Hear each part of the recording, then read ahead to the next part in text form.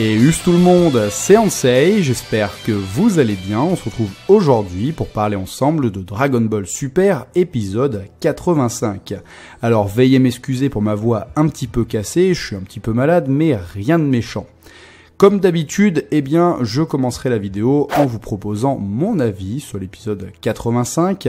En seconde partie, cette fois-ci, j'ai choisi deux sujets. Alors, on va parler un petit peu de l'univers 11. On va revenir sur toutes les petites informations qu'on a pu avoir sur cet univers 11. Et surtout, on va parler des Pride Troopers qui, ma foi, sont de plus en plus intéressants. Ensuite, en second sujet, qui sera un petit peu plus bref, on va parler ensemble des Saiyans de l'univers 6 et de ce que on peut s'attendre à voir ou non. Et enfin, comme d'habitude, on se laissera en parlant de notre scène préférée durant l'épisode 85. Du coup, je vous souhaite une excellente vidéo. Comme d'habitude, vous pouvez retrouver les différents timers des différentes parties dans la description de la vidéo et aller directement à la partie qui vous intéresse.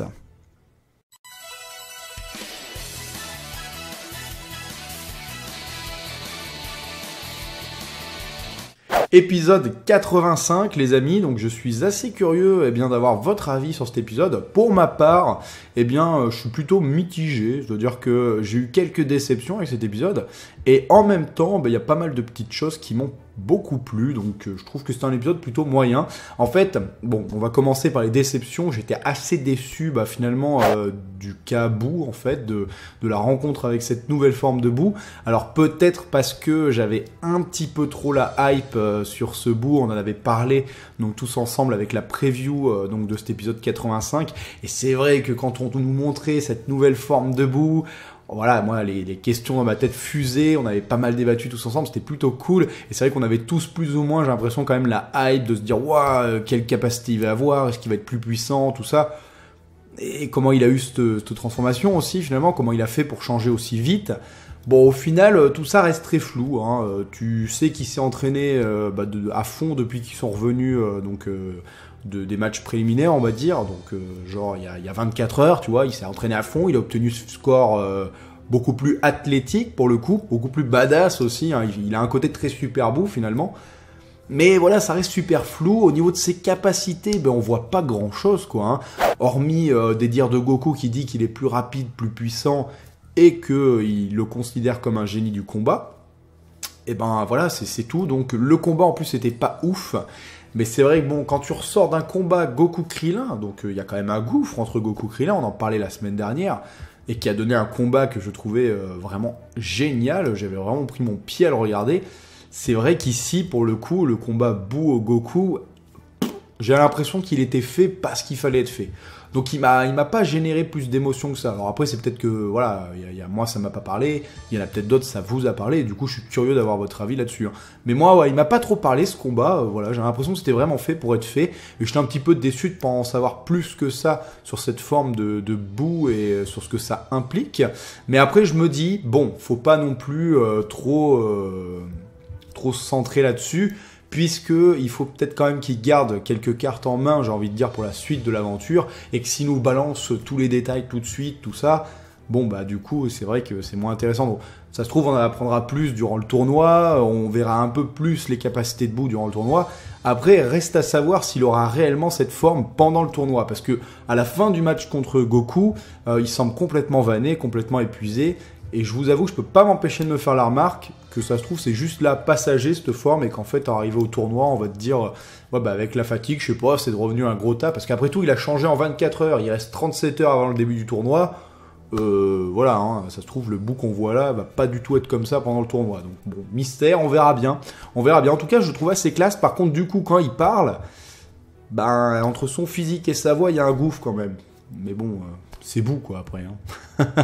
Après sinon ça c'était un petit peu le côté qui m'a un petit peu déçu. Par contre j'ai beaucoup apprécié un truc dans cet épisode, c'est qu'on nous montre enfin, on avait déjà eu quelques phases de temps en temps, mais là on nous montre concrètement un petit peu tout ce qui se passe partout dans les différents univers, comment ils se préparent, la réunion des Kaioshin qui a permis de mettre en avant vraiment le caractère de chaque Kaioshin, parce que les Kaioshin étaient quand même pas mal en retrait durant le tournoi d'espèces de préliminaires, puisque c'était plus les Akaishin et leurs anges qui étaient un peu mis en avant, et encore pas tous. Donc c'est vrai que les Kaioshin étaient vraiment en retrait, à part 2-3 Kaioshin, comme le Kaioshin de l'univers 9, Kai, le Kaioshin de l'univers 11, et puis notre Kaioshin. Les autres, bon, ils étaient quand même assez en retrait.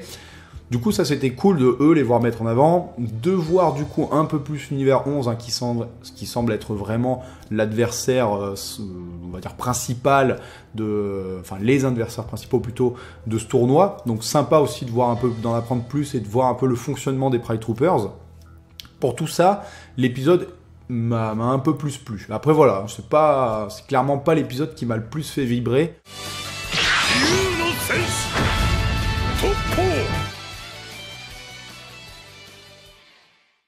Et donc on va commencer avec le premier sujet, donc on va parler de l'univers 11 et plus particulièrement des Pride Troopers. On a eu un bel aperçu de cet univers et donc de cette team durant cet épisode. Donc encore une fois, ça accentue le fait que ce sera certainement eux les rivaux principaux de la Z-Team, mais pas que. Je pense aussi que ça risque vraiment d'être les challengers et les favoris de ce tournoi. C'est déjà un petit peu les favoris actuellement, ils sont vraiment beaucoup mis en valeur et on voit que Kai, le Kaioshin numéro 11 a vraiment confiance envers ses combattants. C'est vraiment accentué avec donc cette conférence entre les divers Kaioshin.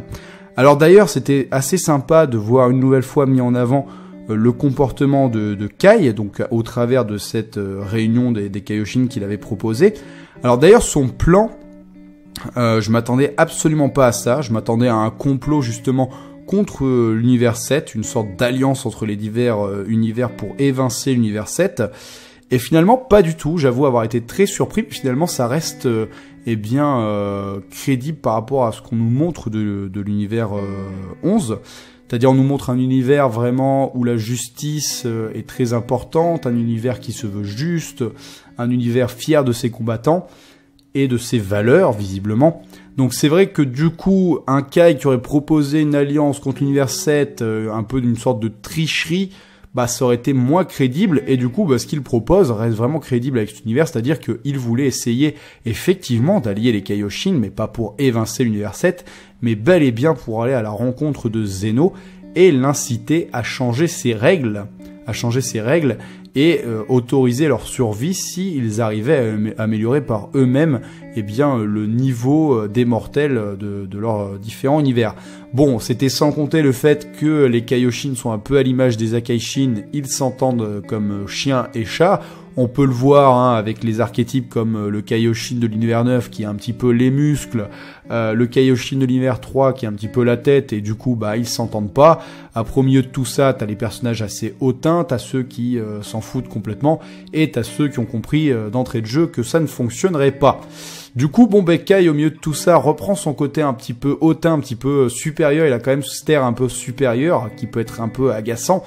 Et il dit en gros, voilà, moi j'ai essayé, écoutez, ils veulent rien entendre, et tant pis pour eux, ils seront détruits puisque, ce sera mon univers qui gagnera, puisque c'est nous qui avons les meilleurs combattants. Et c'est là que tu vois que le gars a vraiment confiance, en ses combattants et surtout, envers les Pride Troopers. Du coup, on a un bref aperçu des différents Pride Troopers puisque sur les écrans, on a les ombres donc des différents Pride Troopers. Alors, on en reconnaît quelques-uns, on reconnaît Toppo, on reconnaît Jiren, et du coup on en a aperçu des autres membres. Et ensuite, la suite de l'épisode nous se centrait justement principalement sur ces Pride Troopers. On retrouvait Toppo donc sur une mystérieuse planète très futuriste, en compagnie de Général, donc un membre qu'on avait déjà pu apercevoir dans les différents openings, donc cette espèce de humain cyborg. Alors dans les traductions, je voyais qu'il l'appelle Général, mais en japonais ils ont l'air de l'appeler Shogun. Donc je sais pas trop du coup si c'est son nom officiel, si c'est la bonne trad ou quoi, vous me le direz bien dans l'espace commentaire, je préfère pas vous dire de conneries. Mais bon, moi je vais l'appeler comme c'était sous-titré, donc Général.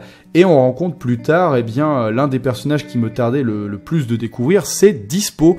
Donc ce personnage qui ressemble étrangement, qui a l'air d'être de la même race finalement que Bilus et Champa. Donc bien sûr, on nous explique pas trop ça pour le moment, mais j'ai hâte de voir du coup si les deux dieux de la destruction, feront une allusion à ce personnage, s'ils le connaissent. Et donc Dispo semble être un personnage qui semble basé essentiellement sur la vitesse, il semble pas très puissant. Topo, on l'avait vu, c'est vraiment les muscles. Et Général, on sait pas trop, on voit pas trop ses capacités. En tout cas, ce qui est sûr, ce qui fait que pour moi, les Pride Troopers risquent d'être redoutables durant ce tournoi, je le disais déjà lors de la précédente vidéo, c'est leur travail d'équipe. On le voit déjà dans l'épisode, Dispo, qui ne semble pas très impressionnant comme ça, fonctionne en symbiose parfaite avec sa team et avec Général. Ils font même une attaque combinée, et ça, c'est le genre de choses que j'espère voir beaucoup mis en avant du coup durant le tournoi du pouvoir, et qui, je pense, feront la différence. Et je pense que les Pride Troopers, au-delà de leur puissance, brilleront surtout avec leur travail d'équipe. Et donc, durant tout l'épisode, c'était assez sympa de voir que dans l'univers 11, Jiren fait vraiment office un peu de légende. Il est vraiment mis sur un piédestal. Tout le monde compte sur ses capacités. On voit même qu'au sein des Pride Troopers, c'est un des éléments majeurs, au dire de Topo, de Général et même de Dispo. Et donc on a un premier aperçu de ce personnage en train de s'entraîner, et il est méchamment badass. J'ai vraiment hâte de le voir en action, et pour qu'on nous mette autant la hype avec ce personnage, j'espère qu'on ne sera pas déçu. En tout cas, son chara design, je vous le dis souvent, mais pour le moment me plaît bien, et j'ai bien aimé la mise en scène du personnage. Et enfin, on va attaquer le deuxième sujet. Donc j'avais envie de vous parler, encore une fois, des Saiyans de l'univers 6. On en avait parlé il y a longtemps, vous vous rappelez, avant le tournoi univers 6-7. On se demandait bien quel genre de personnage on allait voir. Alors à l'époque, on nous parlait d'univers jumeaux. C'était vraiment quelque chose qui était très appuyé. Bon, maintenant, ça a un petit peu passé à la trappe, ce côté univers jumelé. Et du coup, c'est vrai qu'à l'époque, on s'attendait peut-être à voir des jumeaux de certains personnages connus. Bon, ce fut pas vraiment totalement le cas, mais ici, ce qui est sûr, c'est que Champa, a pour plan d'avoir plus de Saiyans pour vaincre des Saiyans. Lui, il se concentre vraiment d'abord sur affronter cet univers 7 et vaincre l'univers 7. J'ai l'impression qu'il se concentre et se confronte encore une fois que sur son frangin, et on oublie un petit peu peut-être les autres protagonistes qui risquent d'être redoutables. Donc du coup, il veut plus de Saiyan et il contacte Kabe. Donc on retrouve Kabe. Alors j'espère qu'on aura des aperçus un petit peu de cette planète Salada, tout ça. Ça c'est vraiment une de mes grosses déceptions. Et il demande donc à Kabe plus de Saiyan et surtout plus puissant que lui. Du coup, on se rappelle qu'à l'époque, Kabe n'avait pas connaissance du Super Saiyajin, ni de la manière de se transformer en Super Saiyajin, et encore moins du Super Saiyajin Blue. Sa dernière rencontre avec Vegeta, il lui disait un jour essaye d'atteindre ce stade, et Kabe lui faisait en quelque sorte la promesse de s'améliorer et d'être digne et fier comme un Saiyan. On peut imaginer que Kabe a enseigné à son peuple, donc un peuple plus basé sur la justice, la transformation de Super Saiyajin, donc il doit y avoir beaucoup plus de Super Saiyajin maintenant dans l'univers 6, des Saiyans qui développent peut-être ce nouveau potentiel et à qui ça leur a peut-être ouvert des nouvelles portes, parce qu'on se rappelle qu'il y a quand même une sorte d'explosion dans le potentiel des Saiyans quand nos héros ont découvert le Super Saiyajin, s'en est suivi plein de transformations par la suite. Alors après, de là à dire que Kabe va revenir avec un Super Saiyajin Blue, j'ai un petit peu de mal à y croire. Mais on se rappelle qu'à la base, pour obtenir le Super Saiyajin God, il faut juste un rituel. Bon, Vegeta, il l'a obtenu on ne sait comment, mais voilà, on sait jamais si Goku a lâché le morceau avant de partir ou quoi, on sait pas trop ce qui s'est passé. Donc, peut-être, même si j'y crois pas trop. Après, par contre, maintenant, nul doute que le Saiyan plus puissant que Kabe en question, ce sera certainement la Saiyajin qui a fait couler pas mal d'encre et qui ressemble très fortement à notre cher ami Broly. Y aura-t-il une connotation avec ce personnage ou pas? Pour le moment, on n'en sait rien. Mais je pense que ce sera ce personnage. Est-ce qu'il y aura d'autres Saiyans au-delà de ce Saiyajin, de cette Saiyajin qui avait marqué beaucoup de gens? Est-ce qu'elle a un lien de famille aussi avec Kabe? J'ai vu beaucoup de gens faire cette remarque, que c'est vrai que dans sa forme normale, elle a un petit air avec Kabe. Est-ce que c'est pas sa sœur? Pourquoi pas? Pourquoi pas, toutes les possibilités sont ouvertes. Mais du coup, moi, c'est vrai qu'à un moment donné, j'avais vraiment l'impression que ce personnage-là appartenait peut-être aux Pride Troopers, puisque dans l'opening, on la voyait aux côtés des Pride Troopers. Et quand on voit les ombres dans les écrans de Kai des Pride Troopers, il n'y a aucune ombre qui m'a rappelé ce personnage. Donc il y a de fortes chances que ce soit une Saiyan de l'univers 6. Après voilà, est-ce que ce sera les 2 seuls Saiyans de l'univers 6? Est-ce qu'il va pas y en avoir d'autres? Moi j'aimerais bien voir le roi de l'univers 6, parce que Kiabe l'avait quand même mis sur un piédestal et avait dit qu'il était aussi fort en quelque sorte que Vegeta. Donc c'est pas rien quand même, le mec venait de voir un Super Saiyajin Blue. Donc voilà, alors après, et si, j'ai envie de dire, je m'avance pas trop, et si le roi n'était pas une reine finalement, est-ce que finalement cette Saiyajin qui ressemble un peu à Broly n'est pas finalement la reine de Salada? Et donc comme d'habitude, on clôturera cette vidéo en parlant ensemble de notre scène préférée. Alors j'avoue que j'ai eu un petit peu de mal à sélectionner une scène, puisque voilà, comme je vous le disais, l'épisode j'ai trouvé quand même plutôt moyen, m'a pas plus emballé que ça. Mais après un deuxième visionnage, il y a quand même une scène qui se démarque un peu plus des autres pour moi, enfin que j'aime bien. Alors c'est vraiment tout con, mais j'apprécie énormément en fait l'ambiance, l'atmosphère qui se dégage de la scène, et bien où l'on retrouve Toppo en civil, donc en smoking comme ça, dans ce bar, donc dans son univers sur une planète inconnue, une sorte de grosse ville, une cité assez futuriste.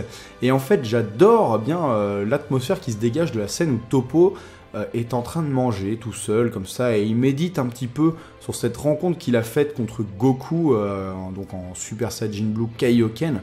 Et on voit qu'il a l'air un petit peu en colère contre lui-même, peut-être d'avoir senti que cet adversaire qui représente le mal pour lui finalement était plus fort que lui en fait. Et que du coup, j'ai l'impression que ça l'horripile en fait.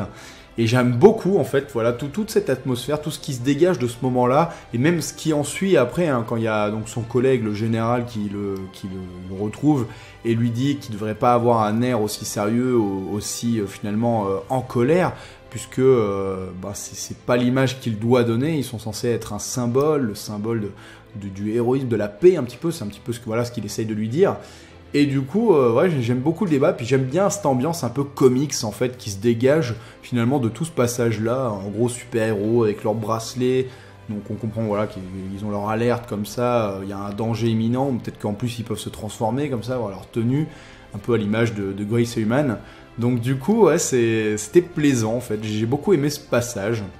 Voilà, donc j'ai hâte d'avoir quand même votre scène préférée. Alors je sais que c'est pas forcément certainement la best scène de tout l'épisode, mais c'est vrai que pour moi c'est la scène qui m'a le plus interpellé et celle que j'ai le plus aimé finalement regarder durant l'épisode. Voilà, sur ce on va se laisser ici, je vais vous souhaiter une excellente semaine comme d'habitude. On pourra se retrouver comme d'habitude si ça vous intéresse tout au long de la semaine pour d'autres vidéos. Je compte continuer de vous parler de My Hero Academia du coup, puisque j'ai beaucoup apprécié vos retours et j'adore aussi parler de cette série. On se retrouvera, je pense, selon l'épisode, peut-être pour parler de Boruto, encore cette semaine. On se retrouvera aussi certainement pour parler des previews de Dragon Ball Super, parce qu'il y a pas mal d'infos, donc je ferai certainement une vidéo sur le sujet. Et puis voilà, ce sera à peu près tout. Ici, j'ai beaucoup de questions qui me demandent si je vais parler de Shingeki no Kyojin. Bon, il faudra certainement que je le redise, je répondrai certainement en commentaire. Mais en fait, après réflexion et après avoir vu le premier épisode, eh bien, je pense que pour en parler, j'attendrai tout simplement la fin de saison. Pourquoi ? Parce que je suis le manga et que j'avoue que du coup, en suivant le manga et en matant l'animé, je ne sais pas trop quoi dire sur les épisodes, surtout sans spoiler. Donc j'attendrai tout simplement la fin de saison pour en parler avec vous. Voilà, sur ce, je vous laisse ici, je vous laisse peinard, et je vous dis bonne semaine, tchuss.